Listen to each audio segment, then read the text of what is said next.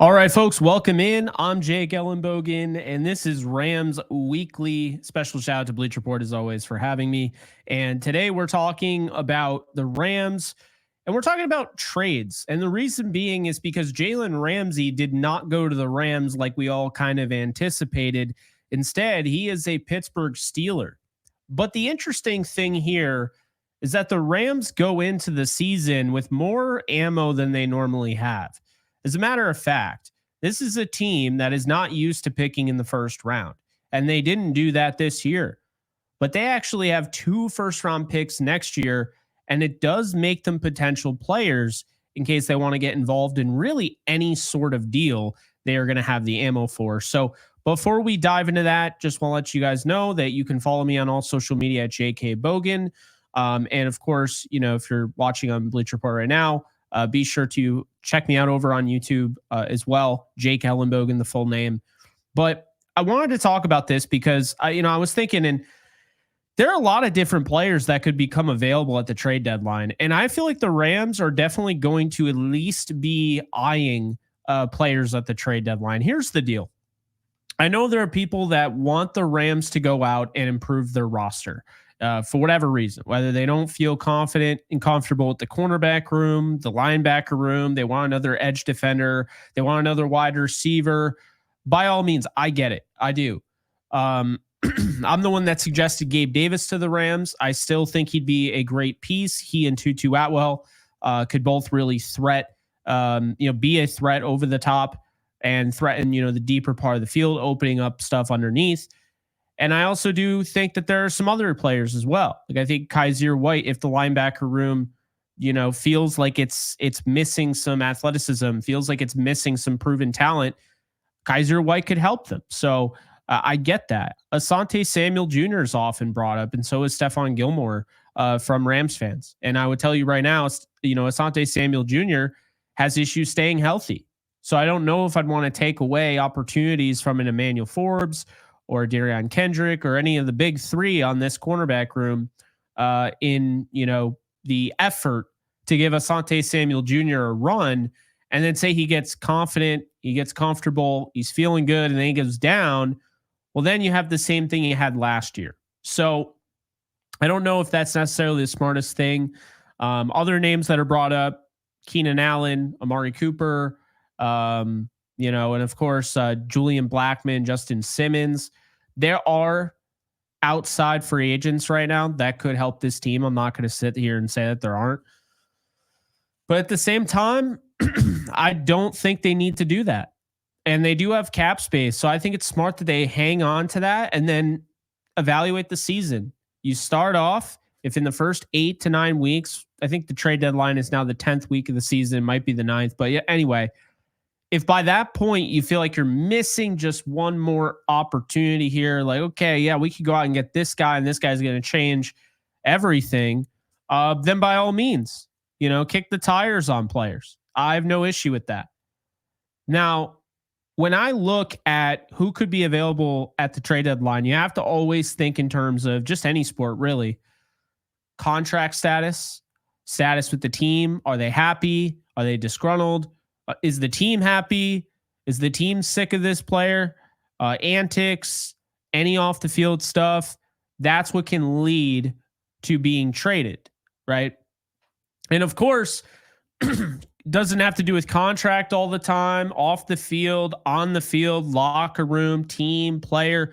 Could just be that the team itself is just not having a good year. And so they're like, all right, well, we might as well get something for this guy because we're going to be firing the coach. We're going to be taking a step back, changing our approach. So that's what can happen.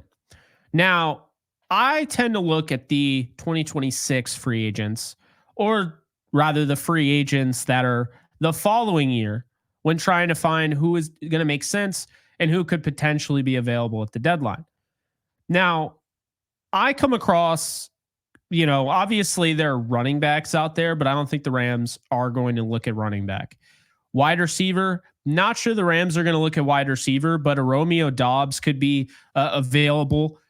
Maybe, somebody like that. we'll see how it goes down. Dontavion Wicks could also be available. There's a lot of depth in that Packers wide receiver room where if you wanted to kind of buy low potentially on a Dontavion Wicks who had kind of a down year, then by all means, I think he'd be available. There's also other guys. You look at Wan'Dale Robinson of the Giants. Where does he fit into this? Do they want to move somebody like that? Jacoby Myers on the Raiders. Depends on where the Raiders are at the deadline, right? If the Raiders are a good team this year, then obviously they're not going to want to trade him. But a veteran wide receiver on a bad team, yeah, I could see them trading him. Courtland Sutton on the Broncos. Depends, again, on a few things, right? So the first thing is where Veal, or however you say his name is, on his development. And then just the guys that they added, like a Troy Franklin, right? So they have, wide receivers that they've added, young wide receivers. We've heard about the Courtland Sutton trade for a while now, potential trade. So that's always, in play there. George Pickens was traded to the Cowboys. I don't necessarily see him getting traded again, but who knows? Then you have Terry McLaurin on the Commanders. Sounds like they're kind of playing hardball negotiations with him. So, there are a lot of different names there. If the 49ers have another bad year, they could trade Ayuk. They could trade Jennings. They could trade anybody, really. So those are the wide receivers. And then tight end, it's interesting because I don't think the Rams need a tight end. And I'm also very high on Terrence Ferguson's fit with the Rams. But say they want something more now. They want something that is going to contribute right now. You could potentially trade for a Mark Andrews if the Ravens see fit to move on from him. You could potentially trade for a Kyle Pitts, who we continue to hear is available, right? You could potentially trade for a David Njoku, depending on how the Browns season goes, because they just drafted Harold Fandon Jr. There are players that you could trade for, and these would be rentals, so to speak. You would have to, of course, pay up in 2026 free agency. Then you have offensive tackles. This is where it gets interesting. If the Alaric Jackson stuff, right? And we're hoping he's okay and he comes back, and that is what is kind of expected. Like he'll return at some point. But if DJ Humphries doesn't work out and Alaric Jackson is not able to come back, the Rams might be forced into a same position that the Vikings were forced into last year. As soon as Christian Darrisaw went down in the Rams game, the Vikings were quick to go out and get Cam Robinson to hopefully, in their eyes, save the season. Now, Robinson was not great by any stretch, but he's a lot better than probably what they would have had if they didn't go out and get him. So in that sense, you could see a move like that.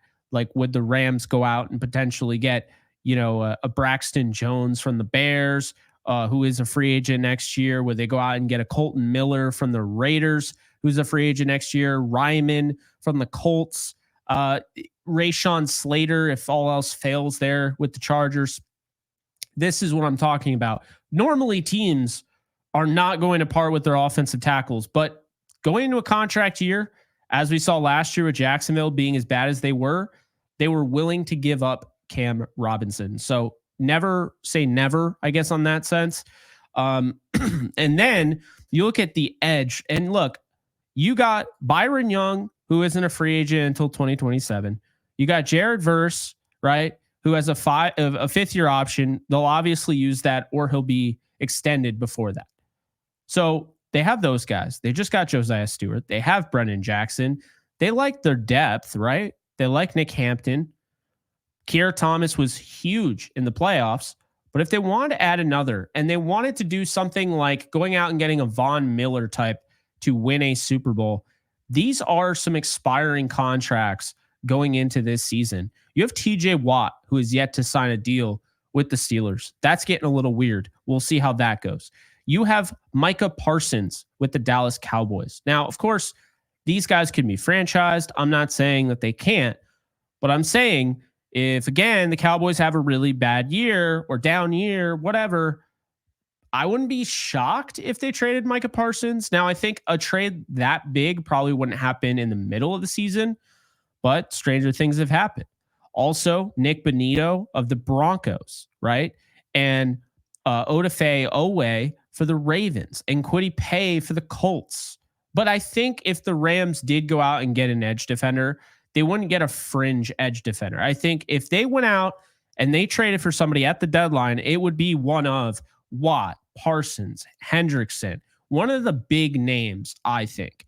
I'm not saying they're going to do that, but that's what I'm saying to look out for.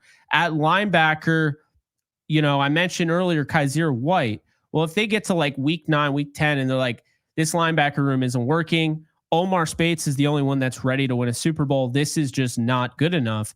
Well, there are guys that I think they could trade for. Leo Chenal is a free agent.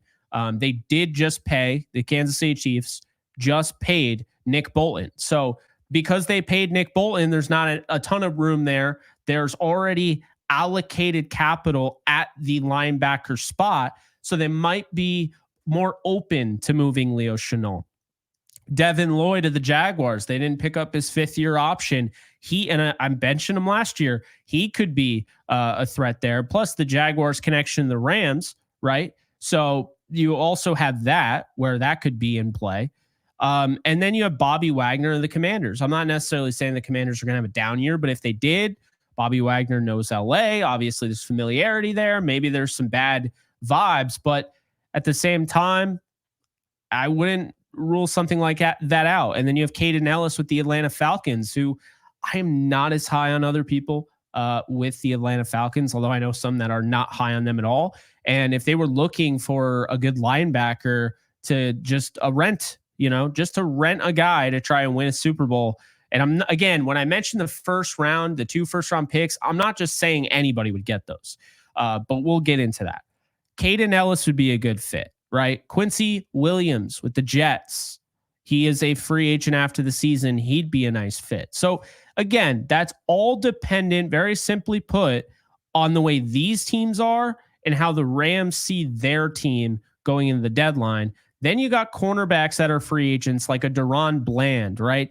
Big name, had 9 interceptions, and then had a down year in 2024, but he's a really good corner. This is a name to look out for. When you look at them going out and getting a Marcus Peters, Aqib Talib, trading for Jalen Ramsey, the only thing that you're going to do close to that, in my opinion, based on who is potentially available at the deadline, will be Deron Bland. And here's why. Because Deron Bland has not gotten we have not heard anything from negotiations, talks, nothing. Okay. His contract ends. He had 9 interceptions in 2023. He was outstanding. But now the talk is he could be available. He could be available. And if he is, and the Rams feel like they need another guy next to Akello, or they need another guy next to Kobe or whatever, it could be Deron Bland. It depends on how the Cowboys do. It also depends if the Rams are interested. Depending on how Seattle does. Maybe Tariq Woolen becomes available. Would you want to trade him to your rival? Probably not. We still see those trades. Those trades are made. And it's not just that. Greg Newsome on the Browns, that's more depth, right? But if you're looking for like a legitimate, the best, like I would say the best name on this list would be Deron Bland.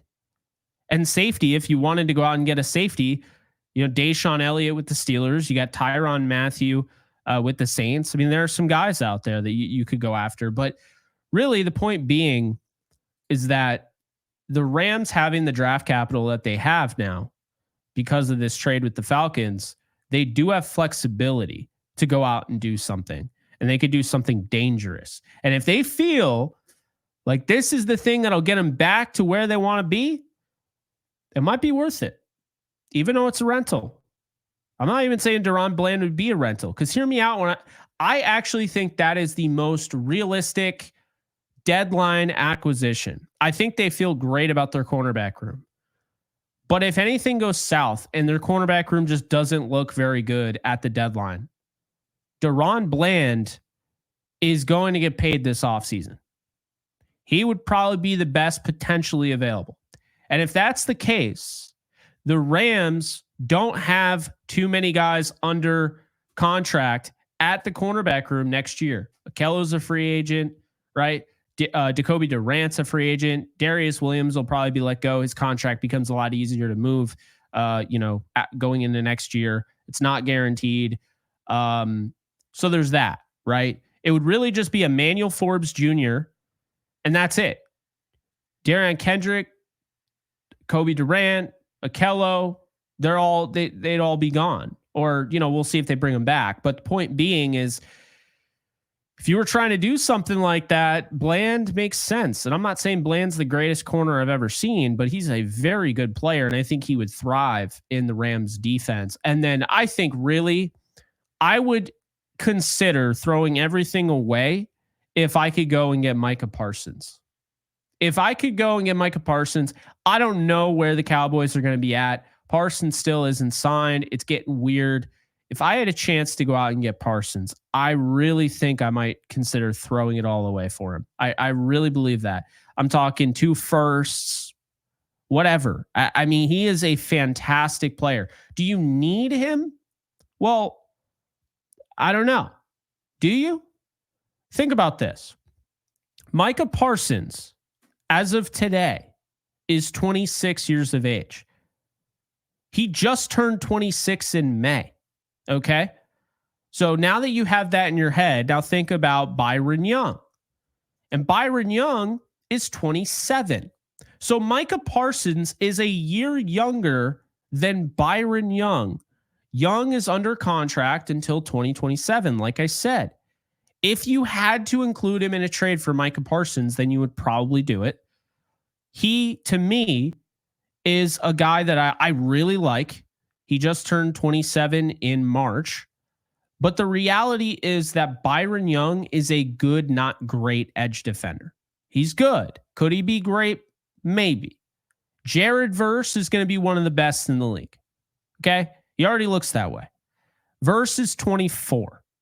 And Verse turned 24, or he'll turn 25 in November. Okay? So I'm not saying that they'll go and get Parsons. That's not what I'm saying. But I'm saying if I were the Rams and I had to make a splash move, I would go balls to the wall to get Micah Parsons on this roster. I would. The thing is, there's a lot of people that want blockbuster deals, and we talk about it all the time. Get better at the deadline, make that big move, go out and get that big player. And while I have no issue with that, oftentimes it feels like it's just to do something. Like when fans suggest, yeah, go out and get this player, is that really helping the team?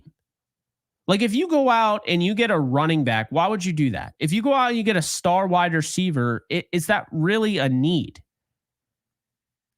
Like getting an edge defender who is, if not the best, one of the best, who could also play off-ball linebacker might be genius. Micah Parsons might be the best fit for the Rams. And then I would probably say Deron Bland. So I like both Cowboys there. We'll see where it goes. We'll see how it happens. We'll see what happens. But don't sleep on the Rams to make a move at the deadline. Also, don't sleep on the Rams to make a move during the draft with those 2 first-round picks. I really would not be surprised they packaged them both and got their quarterback in the future. But I also am starting to realize that while that seems very likely, that's not guaranteed. Like just because the Rams got 2 first-round picks, Matthew Stafford is on his way out in the next 2 years, does not necessarily mean the Rams are looking at that like that's our quarterback. They might feel like they have a chance to get a quarterback with one of those picks and then use the other and have 2 first-round picks. That's what I'm saying. So that's all I got for you guys. Let me know. It's a dead period for sure.